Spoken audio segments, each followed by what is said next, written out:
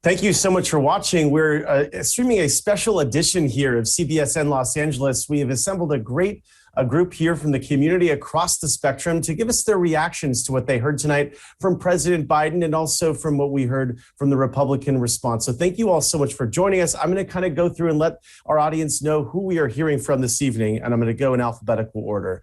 We have Dr. Jerry Abraham from the Kedron Community Care Clinic in South Los Angeles. Thank you so much. The legendary Jody Armour. He's a professor of law at USC, where he specializes in race issues and decision-making there. And we have also Kimberly Cunningham from Los Angeles. She's worked as a flight attendant and is one of millions of Americans who was laid off in this pandemic, as we've seen with so many people. We have Victor Dominguez from the YMCA's Metropolitan Los Angeles chapter. He's executive vice president and chief strategy officer. We have Nicolle Fefferman, a history teacher at Marshall High School, and she also co-leads the Parents Supporting Teachers group.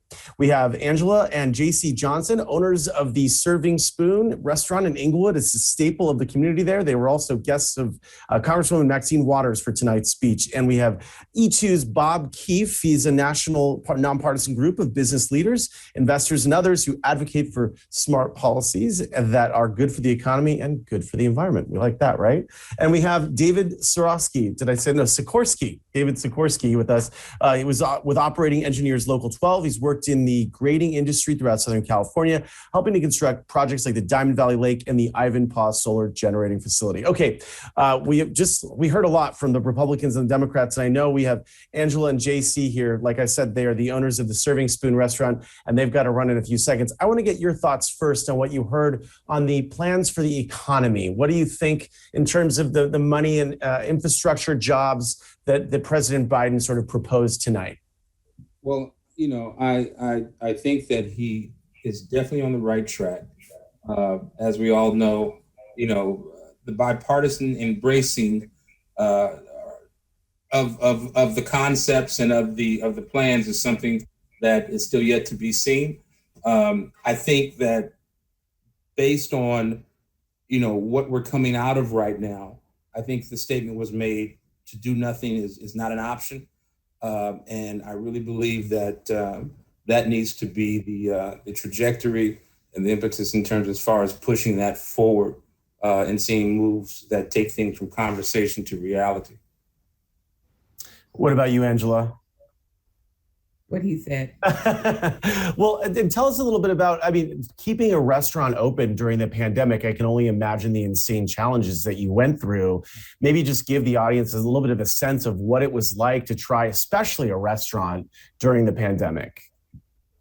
It was very challenging, and we saw a lot of good, bad, and ugly. We saw support, we saw death, we saw, we heard horror stories. We even fed people during that time as well. We just empathized with everybody, and then everybody helped us as well. So it was a joint effort, but it was a really, really rough time. Economy-wise, what did help was the stimulus and so on and so forth, because when everything was sent out, then that meant they spent money. And then somewhere along the way, I think that kind of stopped. And then our numbers dropped as well. So it was kind of a direct, cause and effect, right? So that is interesting. So when he talked about the restoration plans, when he talked about the money, the money that was, the stimulus money, that's something that really did directly impact you. Right. And many other businesses as well, because it provided that circulation to take place. Dr. Abraham, I'm curious, the first thing we heard from tonight in the speech was about the pandemic, obviously, because that's what we're all going through still. It's still raging, despite what some people might say about it. What is your impression of how the vaccine rollout has gone? Obviously, President Biden wanted to stress that he's, reached more than double his goal of 100 million vaccines. He's reached 200 million under his administration. I'm curious what you think in terms of that reach and if it's reached the right communities. Yeah, I'm very proud to be an American. I think it's great what President Biden and Vice President Harris have done. Over 200 million doses into arms, over 170,000 from this little Kedron, this historically Black institution in South LA. We're all playing our part. Americans are wearing their masks. They're social distancing, they're washing their hands, but they're also rolling up their sleeves and taking their shot. And that's really important. And that is how we end this pandemic. And we definitely had a bumpy start with Operation Warp Speed. Secretary Azar in the last administration, that second dose stockpile wasn't there. We really had supply shortages early on of Pfizer, then Moderna. We've had the pause with Johnson & Johnson. We're using it again. So no shortage of challenges, honestly, but I do think that this particular administration has owned this pandemic and this vaccine rollout, and we are racing to equitably distribute and administer this vaccine across this country. And we're glad we're playing that part here in LA, and we're definitely applauding President Biden tonight in his speech and the victory of helping play his part in ending this global pandemic.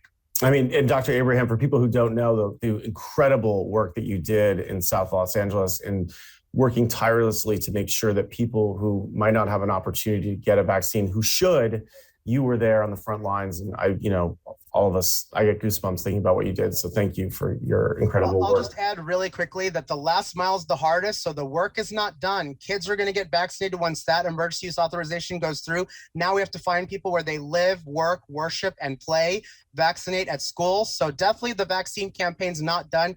Great job so far, but it's not over. The variants are real, and we have to make sure that everyone gets vaccinated. Victor, over to you. I'm just curious, there was so much talk about the American Rescue Plan and those issues in terms of, paid community college and more years of public education. What was your reaction? What are your thoughts on when you heard those topics? Yeah, thank you, Tom. And on behalf of the YMCA CEO and Board of Directors, really appreciate you including us in this conversation representing the community-based organizations here in Los Angeles. And I think when we look at higher education in particular, the increasing financial cost of higher education is one of the major barriers. And I think what this plan does for a lot of the young people in our communities is that it creates an equal playing field. It creates a diverse opportunity for kids that come from high need communities to be able to have a pathway into a 4-year or a 2-year academic institution. And at the Y, we've been able to experience these pathways with our partnership with Cal State Los Angeles and Achieve Los Angeles initiative, where we are creating these pathways for young people. And by doing this, it's creating a stronger community. So this is all positive, in particular for communities of Los Angeles and neighborhoods that we consider high need. Thank you. And David, I'm curious, when we were hearing a lot about China and competition and how important it is to train our workers and to make sure our workers have the tools to move forward. I worked in Detroit for a number of years, and I remember how important it was when presidents or candidates would come there and talk about those tools and how important they were. Did that resonate with you? Do you think enough was said about that? Do you think it's just words, or do you think there's a real action behind what you heard tonight in terms of that? No, it resonates with me. I think that what was so refreshing about tonight was to hear, well, first of all, not to be scared to death after you finish listening to the speech, just to, even if you're indifferent, be able to walk away from it. But as far as school and training, we offer these apprenticeship programs at these unions, and this infrastructure bill passes, it's going to be so many jobs for construction workers, among others.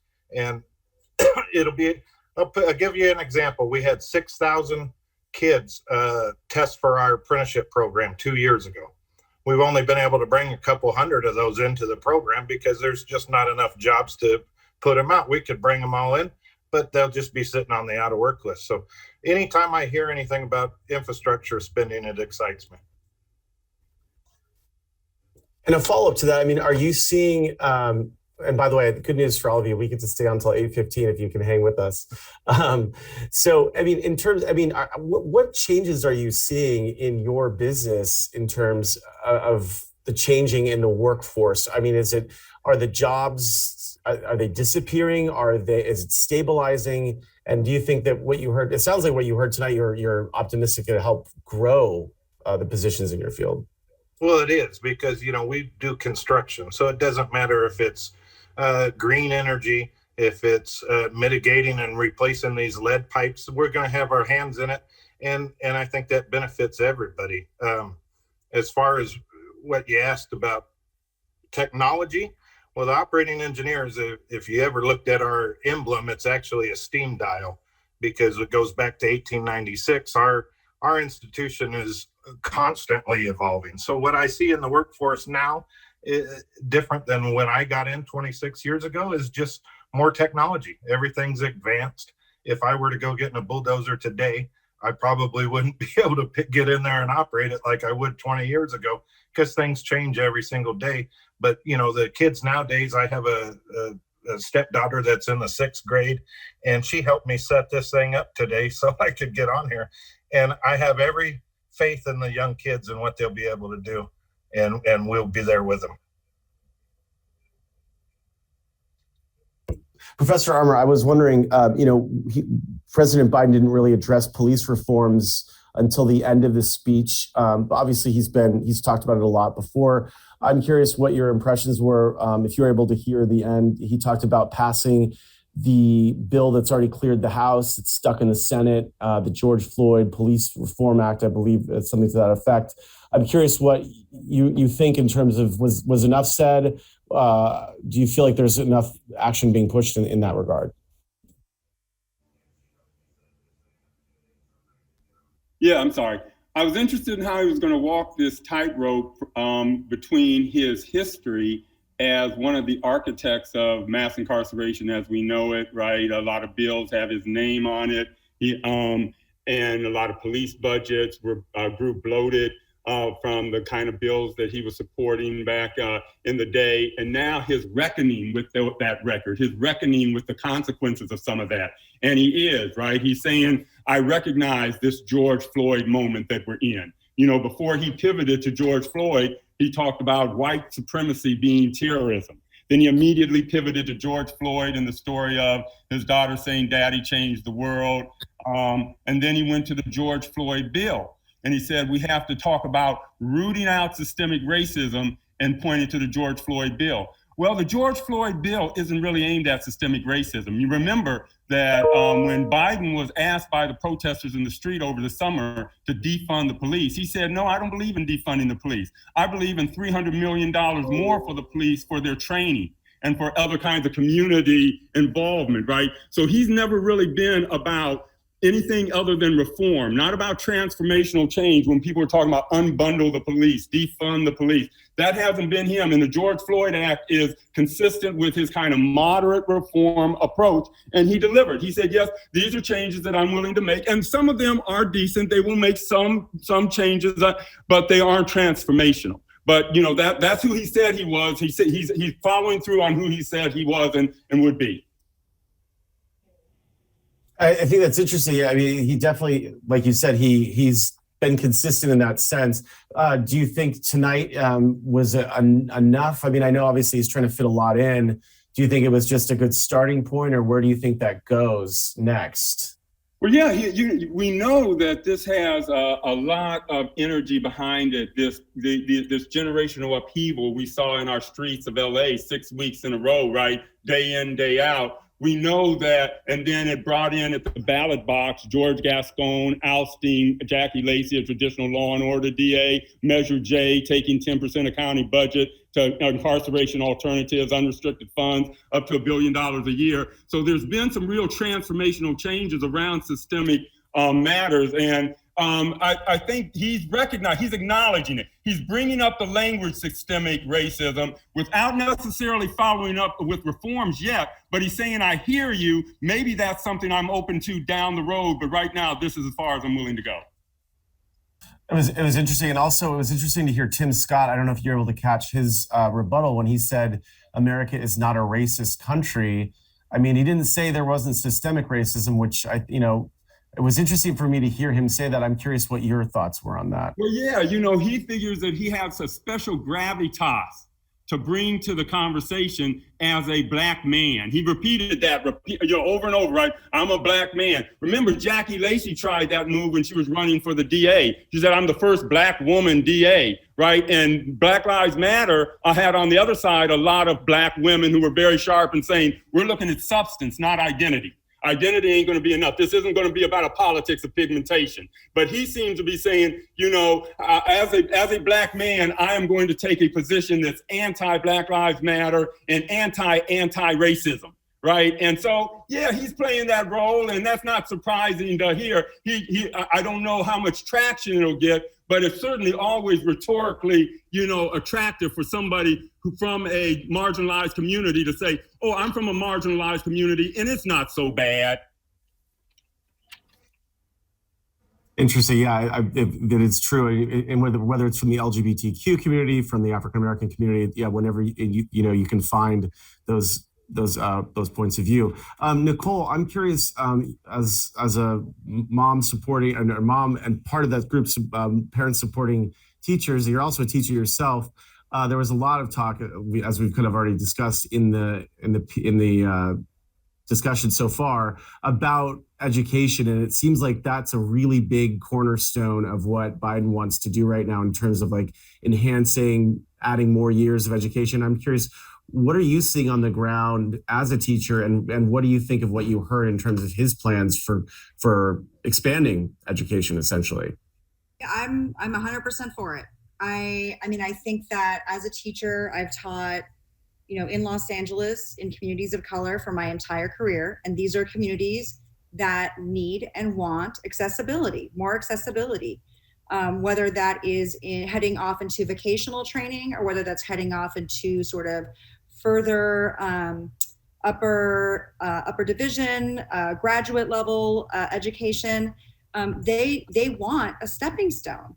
And so this is going to provide us an opening for so many of our students, so many of our children in Los Angeles who are, you know, eager to make something more for themselves and return back into, you know, go back to their communities and bring their skills and bring their wealth back into their communities to make their communities stronger. So this is only a positive thing. I mean, whenever I hear infrastructure and education, like my teacher heart beats a little bit faster, because I really think that, you know, as a parent, as a teacher, I mean, I see like the Johnsons were describing like how their small business was affected by this government policy, by this investment by the government.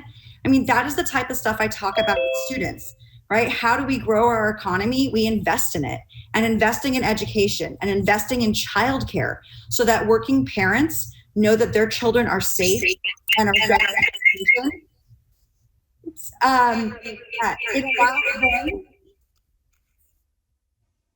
It allows.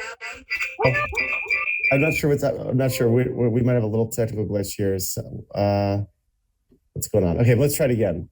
So I think that, you know, having high quality, low cost childcare for families who are, you know, going to be in these jobs only makes it easier for them and makes them feel better about leaving their children and making a living for their families. And the idea of having a $15 minimum wage, I cannot even tell you what a difference that's going to make in the lives of the students that I teach and of the communities that I teach in, right? This is about making sure that people are not just surviving, but being able to be comfortable and providing a sense of security, and allowing them to enjoy life, right? Like it should not be a struggle. It should not be a struggle to provide for your family. And I mean, I just like this, the whole first part of the speech, I was applauding, right? And hoping that my students are out there listening and watching the speech tonight, because I mean, I think it speaks to the future. We can save the planet and make jobs. And if we make jobs, we can help the economy. It's all this wonderful cycle that, you know, if he makes good on this, I think it's just going to be fantastic.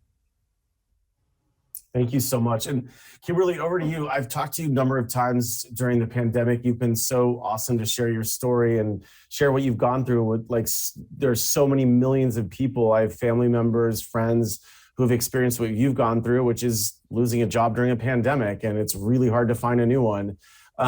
Maybe did you find any sort of optimism in what the president said in terms of growing the economy to make it possible to find a new job? What were your impressions? I'm more of an action person instead of, lip service. So we'll see. We'll see. And talk about the challenges of searching for employment right now. I don't know if you mind telling this. You got pretty far in a job search, you told me a few days ago, and and then just, Yes. and then it just fizzles, and it maybe just discuss a little bit about, because there's a lot of people out there that will see your story and can relate to it. So I applied for Spirit Airlines, made it all the way to the one-on-one interview. And then I get an email saying, thank you, but no thank you. And I'm like, why? What was wrong? They couldn't, they didn't give me an explanation, but I'm like, okay. So the other day when I spoke to you, the following day, the next day I get a phone call from Endeavor Airlines. So we'll see what's going on with that. I'm still out there looking. I know you're going to find something. Thank you. Thank you. And you'd be like the best flight attendant. If I ever got scared during turbulence, I would totally look over at you. Yes. Thank you. See, that's what they need to hear. That's right. I'd be like, I'd stare right at you, just to make sure. Yes. Bob, last but not least, thank you so much for being so patient. There was a lot of talk tonight about green energy jobs, and we've talked about it here as well. So some of us have already brought it up. I'm just curious, your bio says, like, basically this is your wheelhouse. Yeah. It must be pretty exciting to hear about these types of topics from the president, or maybe not exciting, but you want to hear about more of the details. Absolutely. Well, look, I was looking at the transcript a little earlier. You mentioned climate 7 times. He mentioned jobs 45 times. The most important thing I think he did, though, Tom, is he made the link between those words. And he said something along the lines of, for too long, we've failed to use the most important word when we're talking about meeting the climate crisis, and that's jobs, jobs, jobs. And that's what we're talking about here tonight. A lot of us are, because it's on everybody's mind. And look, climate change has become an economic issue. There's economic costs. We know that with fires that we dealt with here in California. There's economic benefits of climate action, and that's jobs. And no place knows this better than California. My organization has been tracking clean energy jobs around the country for about a decade now. And right now, what we know is that about 500,000 Californians, 485,000 Californians work in clean energy one way or another. LA is the second biggest metro area for clean energy jobs in the country. About 131,000 people work in clean energy, solar, wind, energy efficiency, clean vehicles, advanced batteries, et cetera. And those are the types of things that the president's talking about expanding right now. And those are the fastest growing jobs in the country right now. So it only makes sense that we continue to invest in these. And it's just exhilarating to see a president that gets it. And it's clear that he gets it. He gets the connection between climate and jobs and what it means to all of us. I think we lost Tom. Hey, I'm back. There we go. There you go. One thing, just in terms of less of substance, but in terms of symbolism, and I'll just throw this out there for anyone who wants to jump in. I thought just the beginning was so dramatic to see 2 females behind the president. It was such a historic moment. We've never seen that before. To see Vice President Harris, Speaker Pelosi next to each other. Obviously, we're during a pandemic, so it looked, with masks on it, it's a little funky, but just the sense of seeing that history playing out. I'm curious if anyone else has any thoughts on that. And how cool was it that both of them are from California? Anyone else want to chime in on the moment in history there? You can overstate sometimes the importance of merely representation, right? And we saw that here when Jackie Lacey was ousted as sitting DA. But it can't be denied that having young kids, I've had 3 boys of my own from an early age, watching them absorb the media around them, and watched my brother and my nieces and those nieces absorb the world around them from the media, to have them see that women are breaking through those glass ceilings, and to have that extra fire and motivation, letting them know that their horizons really are limitless. That has to be valuable, notwithstanding some of the other reservations. Yeah, I mean, I think it's true just to see the representation. I'm curious also, just do you think that, and again, this is for anyone who wants to jump, is there a difference between, do you think that there's a more unifying tone? Do you think that, are we so entrenched though in our politics? Do you think it seemed like President Biden, at least in his tone, I don't know how his words will resonate. Do you think that people in the country who may be independents or maybe are on the Republican side, he can unify people more. Obviously, we're so divided. I'm just curious if anyone thinks that President Biden has more of an ability to make that, to bridge the divide a little bit.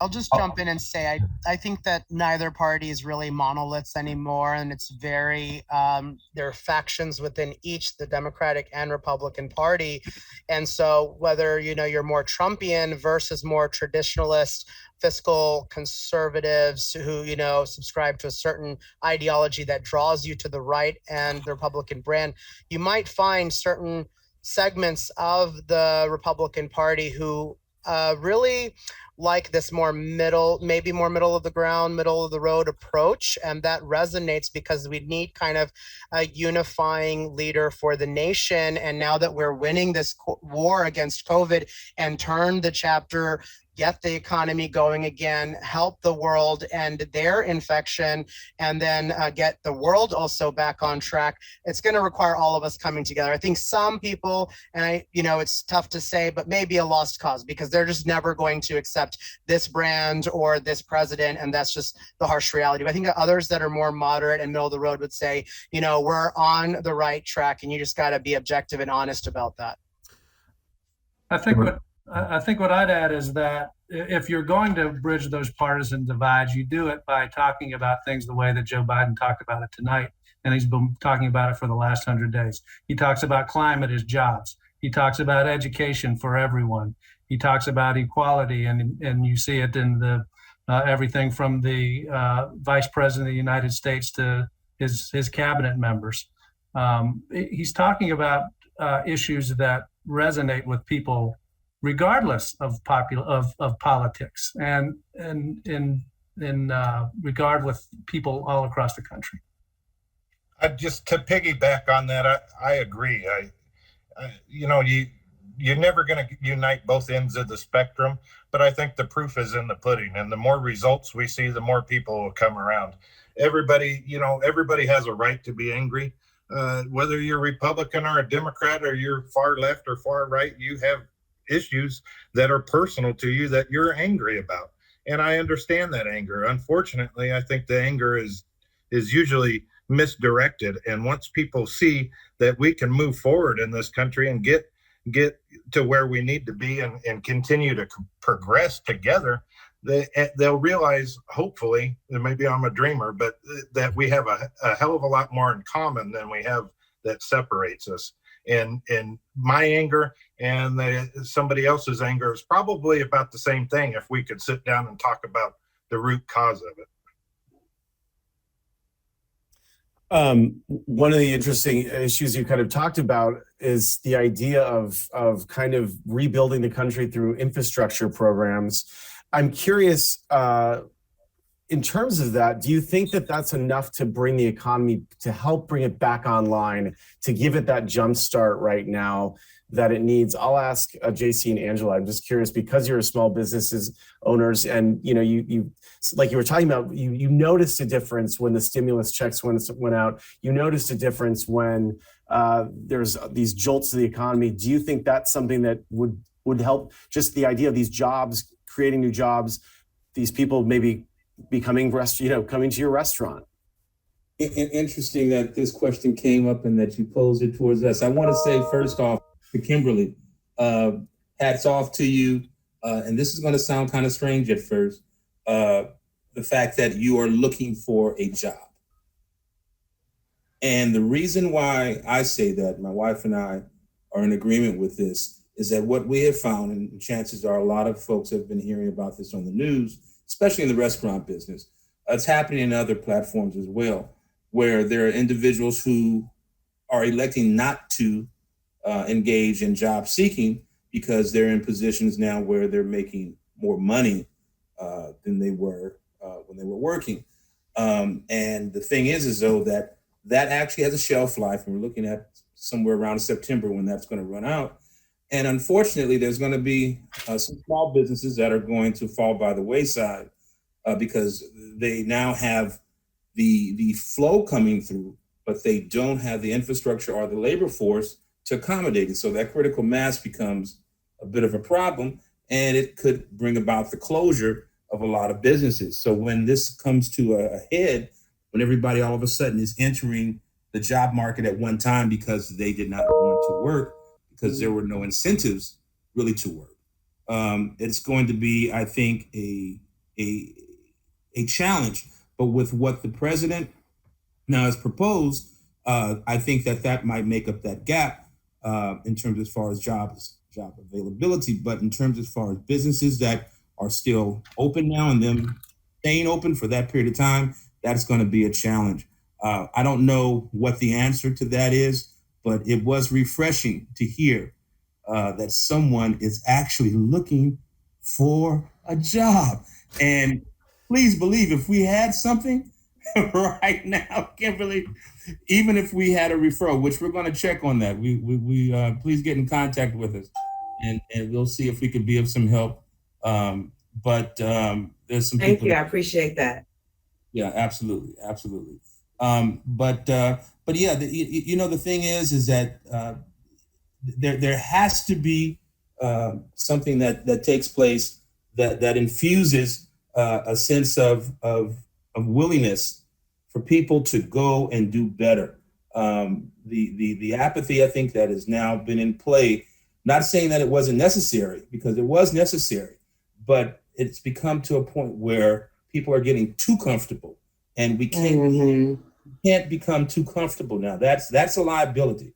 And so I do believe that what the president proposed and the way that he did, he was very statesmanlike. And I think that one thing for sure, yes, as Dave mentioned, everyone has their anger, but also everyone has their pain. And I think people now are tired of the pain.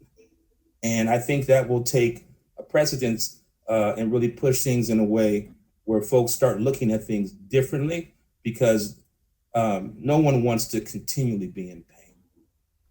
I think that we have a president now that understands the dignity of work, and that all work has dignity. And when we start to celebrate that, no matter what the job is, I think you'll see more people come around. I'm hopeful. And I think what I would like to add to that, I think the work piece is important, but what also is important, especially in high need areas, it's being able to childcare, affordable childcare, so that you're able to go to work and knowing that you don't have a young child at home alone, or children home alone, whether it's a single parent or a working parent. And I think part of this plan is being able to provide accessible, affordable, free childcare or universal preschool. I think is critical and important of getting families, getting individuals back to work long term. And then the other piece, I think, which is important, is in particular in communities like Los Angeles, where cost of living is just incredible, is also being able to have other types of social service opportunities to support working families for themselves and for their kids. And I believe the nutrition component of this is also critical. It's unfortunate that we had a food insecurity challenge prior to the pandemic. It was amplified during the pandemic, and we will continue to have a food insecurity challenge post-pandemic. And the only way we're going to be able to change that if we face it straight on. And I think part of this plan, that's the plan, is to ensure that no kid goes hungry, to ensure that all kids have access to a universal preschool 0 to 5, to where kids have access to a quality childcare education. And the importance of that is that childcare is right after school. It's that pipeline from school to after school time to support learning recovery, in which a lot of kids experience that learning loss during this pandemic, as well as other supportive services such as mental well-being and other needs that young people need coming out of this pandemic. Can I just add to the? I'm so sorry. Go ahead, Nicolle. I just want to piggyback off of that, because my whole time as a teacher and really like living in the United States, like we always hear about the American family and like how we love the American child and how American families are so important. Like for the first time tonight, like I heard a president directly address the needs of American children and of American families. And The fact that he decried both trickle down economics and white supremacy in this speech blew my mind, because those two together are what have dragged this country down over the past, we can say 100, 400 years, and trickle down economics the past 70 years, 60 years, right? And we know it's not rocket science, right? Give people the tools, give people the education, give people the support systems, and we can rebuild. Yeah, I was just going to add that economic development so tied to education, so tied to health. And so the shot of life that we're offering people in their arms is also a dose of medicine, the cure for the social illness that's COVID, because we do have to go back to work. We do have to go back to school. We have to get on with loving our loved ones. And so the vaccine program is related to the economic recovery, is related to how we turn the story on our kids, not necessarily having the most optimal educational situation in the last, year. Yeah, I mean, all these are incredible points. And I think, and to piggyback again on that, is that the president even talked about people not having opportunities because they don't have childcare. And I think that was interesting. People just literally not working because they can't find, they can't find a place for their kids to go. Any final thoughts on where you think things go next? Are things going to get better? I mean, it seems like with the pandemic, we have, a lot of vaccine rollout going on, but there's concerns about variants. We have a lot of economic turbulence still. I'm just curious if anyone wants to chime in if they're feeling optimistic about our tomorrow. Just really quickly, I wanted to add that we need to now take this opportunity that this country, again, leads globally. And so we must lead ending this pandemic. What we're watching in India, what we're seeing across the border in Mexico, it is injustice, and we must help. And we have vaccines. So I really do plead to the Biden and Harris administration that now that we're winning the war here and we're achieving the herd immunity here, we really do need to turn our lens to take that leadership role that the world looks to and help the other countries that are struggling and suffering right now help end their pandemics as well. I think I'd add, I did 6 years of hard time in Washington, D.C. before escaping and fleeing to California. And I think what we saw tonight from the president was him waving a starting flag for Congress. We have a plan, we have the will, we have the need, we have the desire for all these things, but it's not going to happen, at least not at the scale we need it to happen, without the support of Congress and without Congress taking action. So there's a reason he was addressing Congress tonight, because they need to step up and do their jobs to put these plans into reality. And I think it's incumbent upon all of us to make sure that we connect with our members of Congress and make sure they know what we want, and to pass these bills, to do these things that we've been talking about. Anyone else? I'm optimistic. You can't put a plan forward without at least taking a first step, and that's what this was. And if there's somebody that's going to obstruct it and we can't get this passed through the Senate, well, that's fine. At least we're talking about it. We're talking about the PRO Act. We're talking about the infrastructure spending.